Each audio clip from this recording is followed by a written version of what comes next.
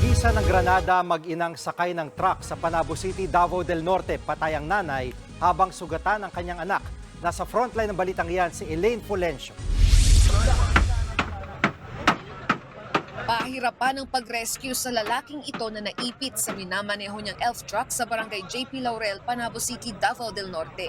Nayupi ang harap ng truck matapos itong hagisan ng hinihinalang granada ng mga di pa nakikilalang salarin. Nangyari ang insidente pasado alas 6 ng gabi noong Miyerkules. Tumagal ng kalahating oras bago naialis ang driver ng truck na si Yoshihito Abapo.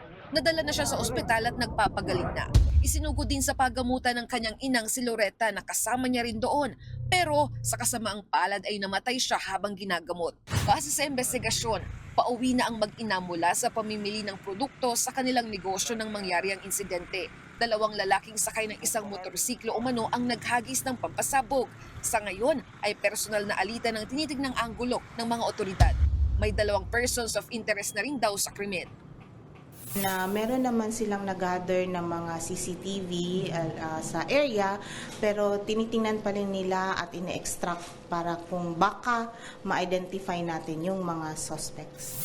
Iginiit naman ng mga pulis na hindi maituturing na banta ng terorismo ang insidente at isa lamang daw itong isolated case. Gayunman, pinaigting pa rin nila ang seguridad at naglatag sila ng mga checkpoints sa lungsod kasunod ng insidente. Nagbabalita mula sa Frontline, Elaine Fulgencio, News 5. Mga kapatid, Jiggy Manikad po, iba na ang may alam at may pakialam sa panahon ngayon. Para sa konkreto, kumpleto at komprehensibong balitaan sa Frontline, mag-follow at mag-subscribe sa social media pages ng News 5.